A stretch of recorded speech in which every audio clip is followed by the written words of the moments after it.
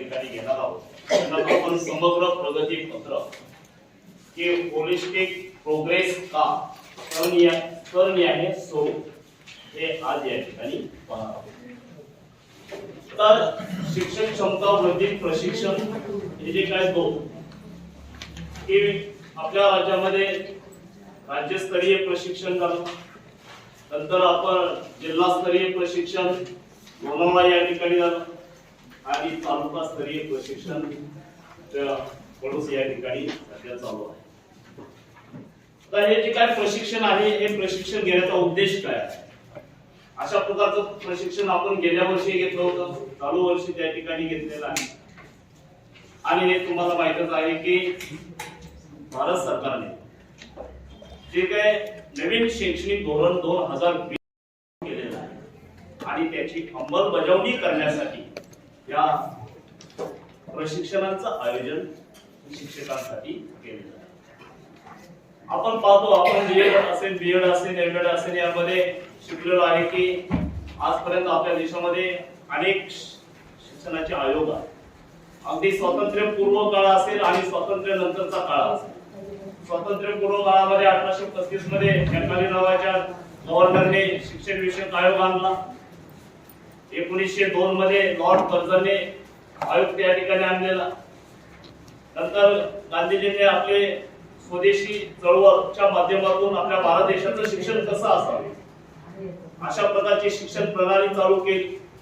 स्वातंत्र्यानंतर 1948 साली राधाकृष्णन आयोग त्या ठिकाणी आला. तो आयोग सुद्धा उच्च शिक्षणासाठी होता. विद्यापीठात बाबत शिफारशी झालेल्या होत्या.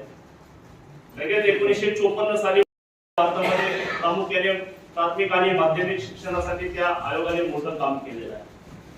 नंतर 1964 साली कोठारी आयोग आला. त्यामध्ये वेगवेगळ्या प्रकारच्या शिफारशी झाल्या. त्यानुसार शिक्षण प्रणाली चालू आहे. 1986 साली आयोग आला. त्याची अंमलबजावणी 1992 साली झाली.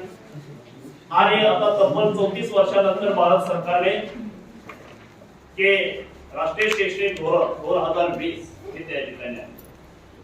मग आपल्याला असा प्रश्न पडेल की आतापर्यंत जे काही देशामध्ये आयोग आहे ते सर्व शिक्षण विषयक आयोग आहेत आणि ते सर्व कालबाह्य ठरले आहेत.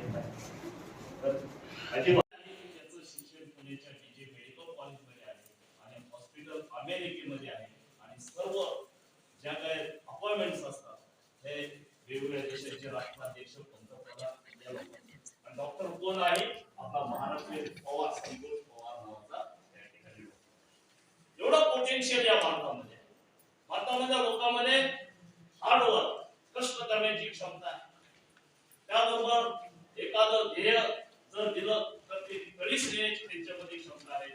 फक्त त्यांना ध्येय दाखवण्याची दिशा दाखवण्याची गरज असते आणि तेच डॉक्टर एपीजे अब्दुल कलामांनी केलेले. आणि त्या दृष्टीने ही जी काही नवीन शैक्षणिक धोरण आहे हे धोरण आता अंमलामध्ये थोडासा बदल आहे. तर नवीन शैक्षणिक धोरण जर आपण पाहिलं तर यामध्ये एकूण 4 स्तर केलेले आहेत. की पहिला जो काही स्तर आहे हा पहिला स्तर कुठला असेल? पायाभूत स्तर. मग पायाभूत स्तरामध्ये हे बालवाटिकाचं त्याला नाव दिलेलं आहे.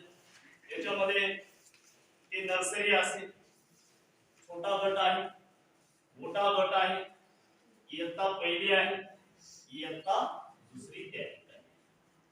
त्यांना काय म्हणलेलं आहे? पायाभूत स्तर जो आहे हा पायाभूत स्तर. नंतरचा जो काही गट आहे त्या ठिकाणी त्या गटाला आपण तिसरी असेल, चौथी असेल आणि पाचवी जे आहे हे जे काही 3 गट आहेत हे 3 इयत्तांचा या ठिकाणी गट हा केलेला आहे. आणि या गटामध्ये त्यांना पूर्व तयारी स्तर असं नाव दिलेलं आहे. हा पायाभूत गट इयत्ता दुसरी पर्यंत आणि तिसरी, चौथी, पाचवी हा पूर्व तयारी गट. नंतर तिसरा जो आहे तो पूर्व माध्यमिक आहे. पूर्व माध्यमिक मध्ये इयत्ता 6वी, 7वी, 8वी आणि माध्यमिक मध्ये 9वी, 10वी, 11वी आणि 12वी. अशा पद्धतीचे 4 जे काही गट आहेत हे गट केलेले आहेत. आणि राष्ट्रीय शैक्षणिक आणि संशोधन परिषद नवी दिल्ली तसेच राष्ट्रीय मूल्यांकन समिती, त्या मूल्यांकन समितीचं जे काय नाव आहे के परत, PARAKH परत. परतचा फॉर्म जर आपण पाहिला, P stands for the performance, A म्हणल्यानंतर असेसमेंट, R म्हणल्यानंतर रिव्ह्यू, नंतर परत R म्हणल्यानंतर अनालिसिस, PARA बरोबर के रिव्ह्यू अँड अनालिसिस. आणि हे सर्व रिव्ह्यू असेल, अनालिसिस असेल, हे जे काय कशाचं आहे ऑफ द नॉलेज त्या ठिकाणी, आणि ते कुठं मांडायचं आहे होलिस्टिक मध्ये त्या ठिकाणी मांडायचं. या अशा पद्धतीने परत जे काय मूल्यांकन करण्यासाठीची यंत्रणा, ही यंत्रणा या ठिकाणी राबवलेली आहे किंवा स्थापना त्या ठिकाणी केली आहे. आता याच्यामध्ये बालकाच्या सर्वांगीण विकासाचं मूल्यांकन कशा पद्धतीने करायचं, हा जो काय भाग आहे त्याचं स्तरनिहाय स्वरूप हे या ठिकाणी दिलेलं आहे किंवा त्या ठिकाणी. सुरुवातीला जर आपण पाहिलं पायाभूत स्तर, आता पायाभूत स्तर म्हणल्यानंतर आता सांगितलं पद्धतीने बालवाटिका आणि इयत्ता पहिली असेल इयत्ता दुसरी पर्यंत आपण त्यांना काय करत असतो, पायाभूत स्तर जो आहे